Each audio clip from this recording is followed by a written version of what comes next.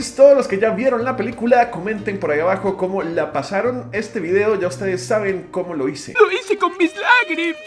Está de más decir alerta de spoilers porque en este video veremos curiosidades, referencias, cosillas que tal vez no notaste y preguntas resueltas. No olvides suscribirte y activar la campanita si todavía no lo has hecho para no perderte ningún contenido espectacular de los Guardianes de Marvel y todo lo que está por venir este año con los estrenos épicos. Recuerda que justamente se viene la invasión secreta y si no tienes activada la campanita, entonces ¿cómo sé yo? ¿Cómo sé que tú no eres un Skrull? Guardianes de la Galaxia Volumen 3 resulta ser una de las películas más completas del UCM y con más referencias a toda la saga, no solo a las otras dos películas de los Guardianes, sino también a sus participaciones en Infinity War, en Endgame y por supuesto en el especial de Navidad. Es muy importante que veas todos los proyectos antes de ver esta película porque si no te vas a perder muchas cosillas. Y tú no quieres que pase eso, ¿verdad? Si no has visto el especial de Navidad, no vas a entender por qué de la nada ya Star-Lord le dice a Mantis que es su hermana. Si no te acuerdas de lo que pasó en Endgame, que lo dudo mucho, pues no vas a entender por qué Gamora no se acuerda de Star-Lord y lo trata mal todo el tiempo. Pero afortunadamente, si no tienes tan buena memoria o te perdiste alguno de los proyectos, pues en la misma película Star-Lord en menos de un minuto se encarga de darnos todo el contexto necesario para que entendamos su trasfondo con Gamora. We used to be in love.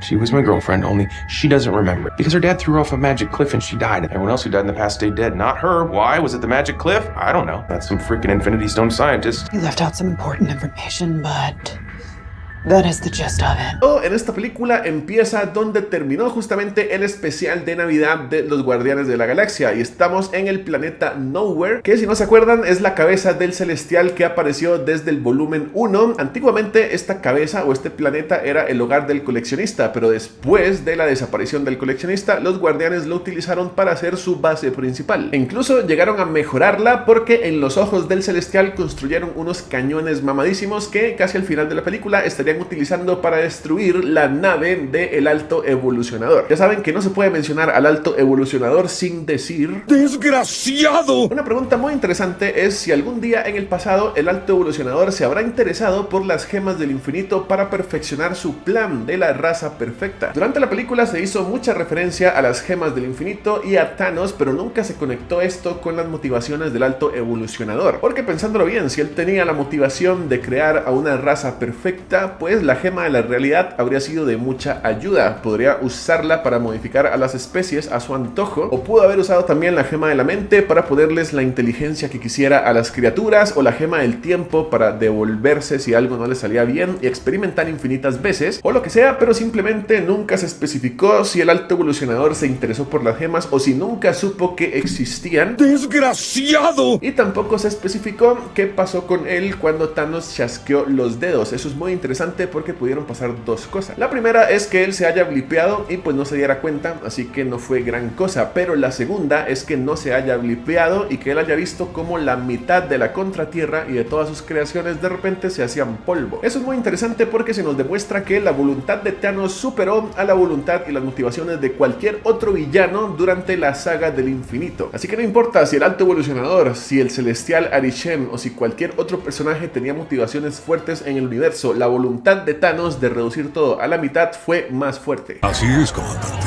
Pero mi fe en Cristo lo es más. Al principio de la película podemos entender que Nebula prácticamente ya no tiene terminaciones nerviosas, digamos que es como 90% robot y casi no siente nada aunque la desarrollen y le den una paliza. Esto lo podemos notar cuando Kraglin está experimentando con la flecha, se la clava en el pecho y a ella ni siquiera le duele, y no es que la flecha no duele, recordemos que en otra escena él se la clavó a Drax y él sí sufrió bastante. Así que no es que no duela, Kraglin se la clavó a Drax y después a Nebula, pero solo a Drax le dolió.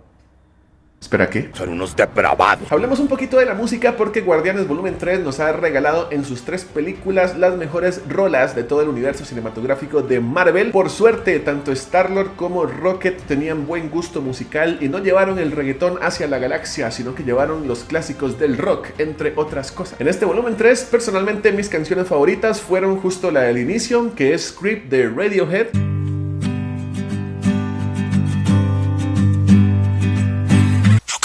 Y mi otra canción favorita fue justamente la que le pusieron a la entrada de Adam Warlock. Creo que le quedó perfecta ahí cuando venía volando y se escuchaba esa canción.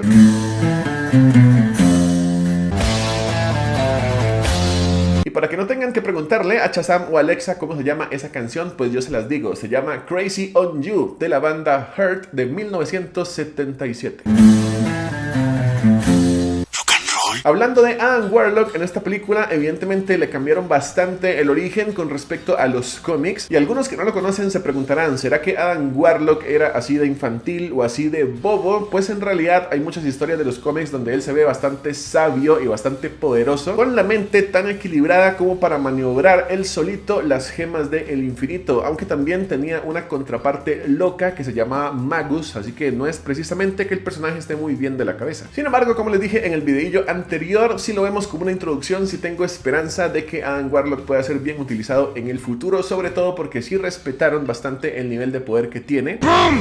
¡De desarrollo! De hecho, cuando Kraglin utiliza esta flecha para neutralizarlo, no es que no la haya utilizado bien del todo, sí se la mandó con fuerza. Lo que pasa es que la piel de Warlock es tan dura que incluso un ataque tan poderoso como este que atraviesa el pecho de Nebula no es capaz de hacerle ni cosquillas a Adam Warlock, así que realmente es uno de los personajes más poderosos que hemos visto en todo el UCM. ¡Pum! Otra referencia es que aunque en los cómics Adam Warlock no fue creado por el Alto Evolucionador, sí se relaciona con él en sus orígenes, y es que justamente el Alto Evolucionador contrata a Adam Warlock para poner orden en la Contratierra, así que sí son dos personajes que han tenido mucha relación, simplemente que el origen en la película fue un poco diferente. Y también se estarán preguntando qué demonios es la cosita que tiene él ahí en la frente. En los cómics esta piedrita es nada más y nada menos que la gema del alma, así que Warlock es el portador original de esta gema en las historietas. Sin embargo, en la película ya no existen las gemas, ya Thanos las redujo a átomos, así que ¿qué demonios es lo que él tiene ahí? Nunca lo sabremos.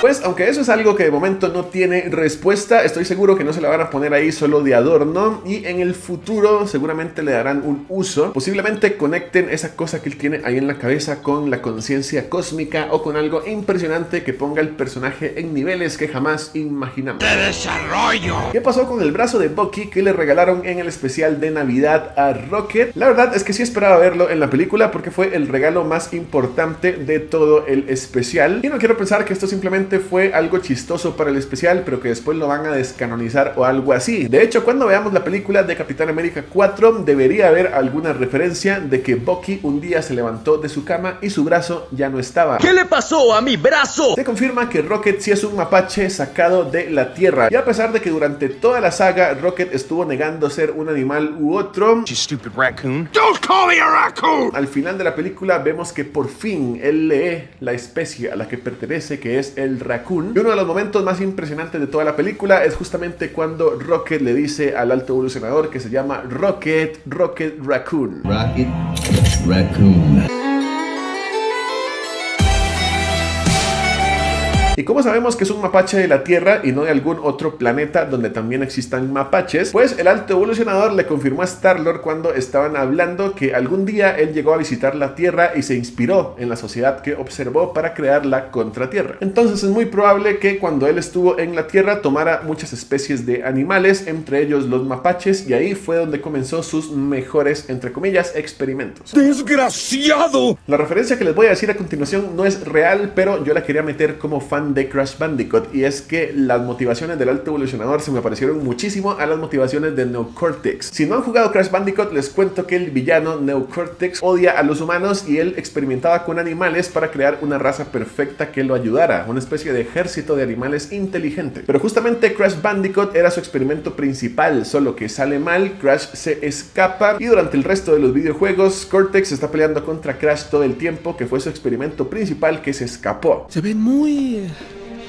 similares. Al principio hablábamos de Nowhere como la nueva base de los Guardianes de la Galaxia, y antes de que los Guardianes lo tomaran de base, en este sitio ya vivían muchas personas que estaban relacionadas con el coleccionista, así que es normal que de repente durante la película tengan cameos. El principal de ellos fue Howard el Pato, que lo vemos por ahí jugando cartas con Cosmo y con Kraglin, fue uno de los cameos más épicos. ¡Qué asco! Cuando aparece el nuevo equipo o la nueva familia a la que Gamora pertenece, podemos ver a un personaje interesante con poderes que seguramente a ustedes se les hacen conocidos. Y estoy hablando de Krugar. Si de repente están viendo que él hace portales igualitos a los de ¡El hechicero! motivo es justamente porque Krugar en los cómics también es un hechicero. La diferencia es que es alguien galáctico, pero prácticamente podemos ver que tiene los mismos poderes, tiene la capacidad de hacer portales, siendo el único personaje mágico en esta agrupación de los Ravagers. Además, el personaje es mudo y no tiene facciones muy claras, así que cuando quiere expresar sus emociones, crea como una especie de magia para mostrar si está feliz o si está triste. Definitivamente es un super hechicero del cosmos. ¡Tus grandes poderes!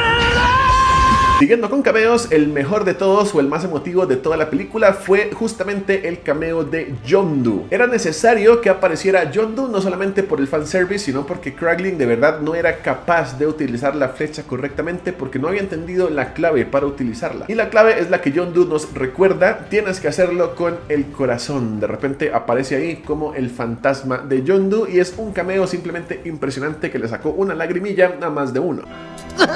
El origen de los soberanos fue cambiado en el UCM con respecto a los cómics, ya que en esta película se confirma que los soberanos, incluyendo a Yesha y Adam Warlock, realmente son una creación del Alto Evolucionador. Pero además de los soberanos se mencionan otras razas que él ha creado, como por ejemplo los Ceronianos y también los Animen. Todas estas razas no fueron inventadas, sino que realmente sí son especies alienígenas sacadas directamente de los cómics, así que es bastante épico. A ver si te pones a leer. En un punto de la película podemos ver que Mantis es quien le mete a Star-Lord la idea de visitar a su abuelo porque posiblemente todavía está vivo. Lo que ella no sabe es que el promedio de vida en la Tierra es bastante bajo. Star-Lord sí exagera un poco diciendo que los humanos viven apenas como 50 años y Mantis dice: ¿cuál es el propósito de nacer si solo vas a vivir 50 años? Pero realmente no estamos tan lejos de esa cifra. Ustedes sabían que el promedio de vida de la humanidad actualmente es máximo de 70 años, aunque bueno, el abuelo de Star-Lord rompe con esa media de vida porque cuando llega a visitarlo en la escena post-créditos vemos que todavía está vivo e incluso es capaz de levantarse y caminar. ¡Ya te enseñaremos, anciano! En la película se confirma que Rocket sufrió más que Nebula y tenemos que creerlo porque esto fue confirmado por la mismísima Nebula, así que no es ninguna teoría, es una realidad. En ese momento donde los guardianes están viendo el pasado de Rocket a través de una grabación y veían cómo el Alto Evolucionador lo diseccionaba y le arrancaba piezas y lo torturaba, la misma Nebula es la que dice: esto es peor que lo que Thanos me hizo. Y ojito, porque ella también menciona que Thanos le sacó los ojos y se los reemplazó por esos ojos negros que tiene ahorita simplemente con un método de tortura. ¿Qué puede ser peor que te saquen los ojos y te los sustituyan sin anestesia? Pues es peor lo que le hacían a Rocket, así que imagínense lo que les llegaron a hacer, que incluso no vimos en la película. Ni siquiera yo puedo imaginar los horrores. Eso me ha hecho pensar quién ha sufrido más en el universo cinematográfico de Marvel, y estoy hablando de todo tipo de sufrimiento, tanto físico como emocional. ¿Será acaso Rocket? ¿Será acaso Thor? ¿Será acaso Wanda? ¿Será acaso el hechicero? Si les gustaría que hiciera un video con un top explicando cuáles son los personajes que han sufrido más desde el menos hasta el más, junto con su comentario pueden dejar un emoji de una carita llorando o pueden hacer otro comentario con la carita llorando, y si veo muchas caritas llorando quiere decir que ustedes quieren sufrir conmigo y ver ese top de los personajes que más sufrieron en el UCM. ¡Entiendo! De hecho, Rocket sufrió tanto que solamente una vez en toda la saga se atrevió a hablar sobre su pasado libremente y se le notaba el sufrimiento en sus ojos, y esa única vez que él habló sobre su pasado fue en Guardianes de la Galaxia 1. Veamos la frase completa para llorar una vez más. Yo no pedí que me hicieran pedazos y me unieran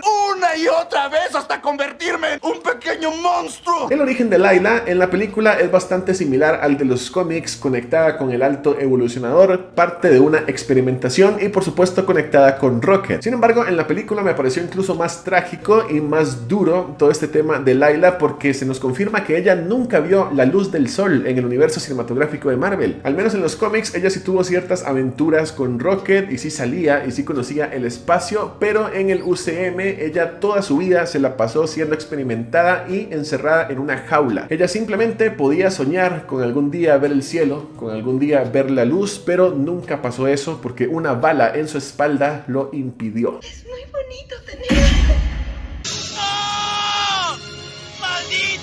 Algo que posiblemente no sabían es que la existencia de Layla fue referenciada desde Guardianes de la Galaxia Volumen 1, cuando hacen la presentación de los personajes y cuando los capturan. Vemos que en la tarjeta de presentación de Rocket a él lo relacionan con un personaje llamado Layla. Me pregunto, ¿cómo demonios sabían los que lo capturaron que Layla existió siquiera? Pues en ese momento pudo haber sido simplemente una referencia, o puede ser que Rocket lo dijera porque sus amigos fueron personajes muy importantes para su vida.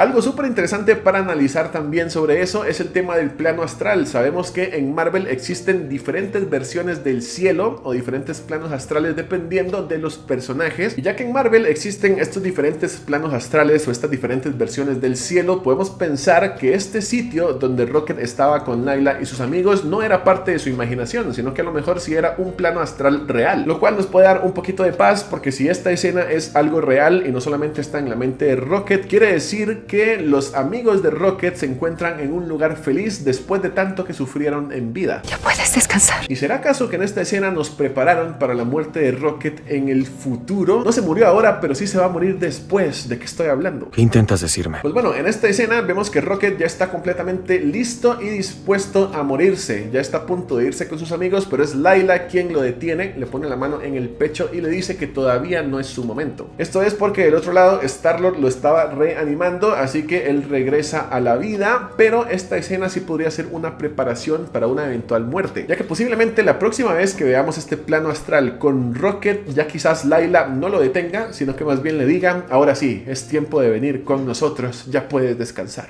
Esos comentarios que haces son tan hirientes. Hablando de paz y satisfacción, uno de los momentos más bonitos es justamente cuando Rocket le despedaza toda la cara al alto evolucionador. Esta escena la disfruté como no tienen idea, y realmente es una referencia a los cómics, ya que el alto evolucionador ha llegado a aparecer en algunas viñetas con la cara completamente desfigurada, como si le hubiesen arrancado la piel. Así que esta cara horrible que vemos al final de la película no se la sacó James Gunn de la manga, sino que realmente corresponde a una viñeta de los cómics, y fue un momento muy placentero. ¡Obtienes lo que La casi muerte de Star-Lord fue una tremenda referencia a la muerte de Yondu en el volumen 2, ya que si esto se hubiera concretado hubiese sido una muerte exactamente igual. Ambos personajes estaban en el espacio y por la falta de oxígeno y las bajas temperaturas, pues su piel se comienza a congelar, se comienza a hinchar hasta que simplemente el corazón deja de latir. La gran diferencia entre Yondu y Star-Lord es que, como les dije también en mi explicación de la postcréditos, Star-Lord sigue siendo mitad celestial, por lo cual pudo resistir el tiempo necesario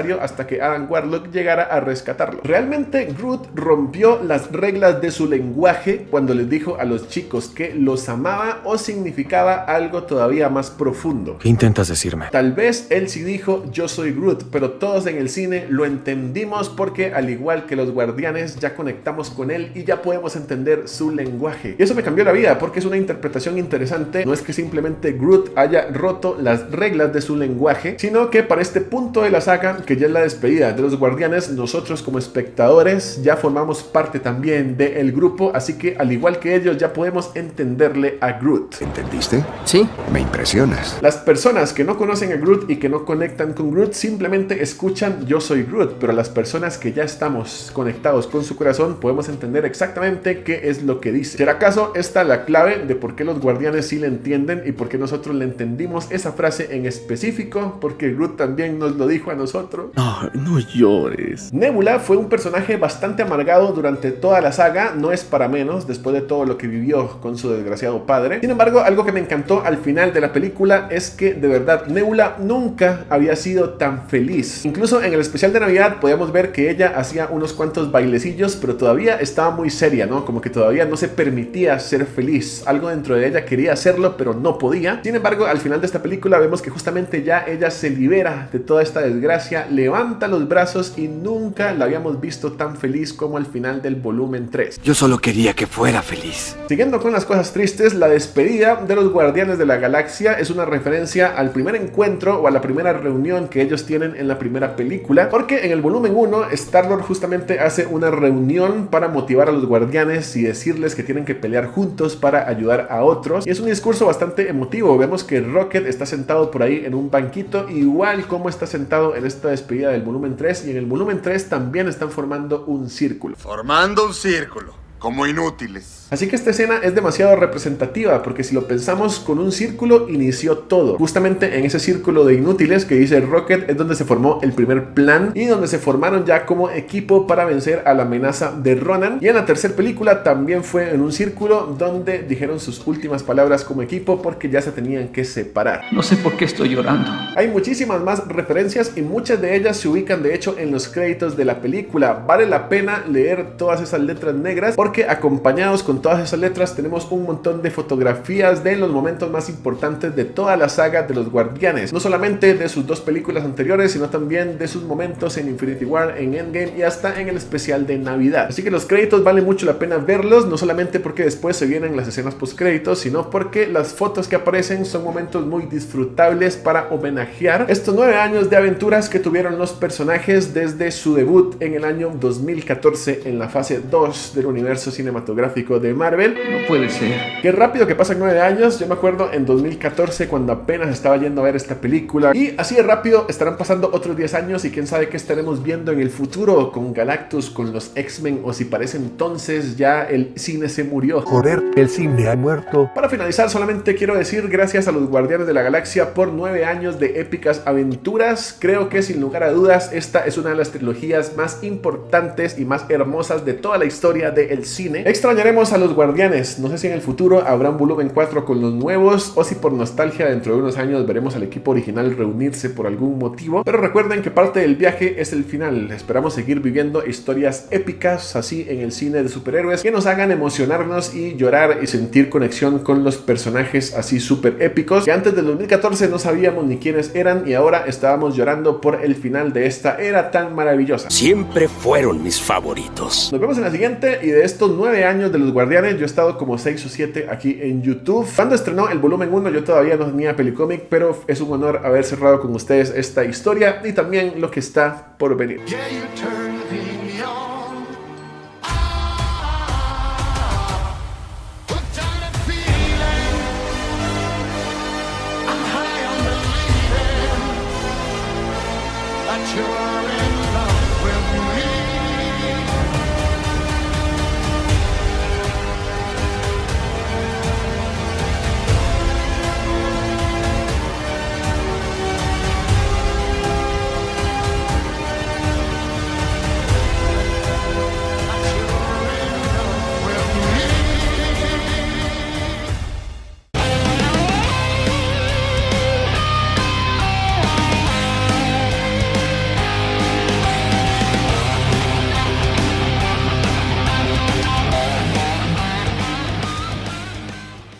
Adiós, vaquero.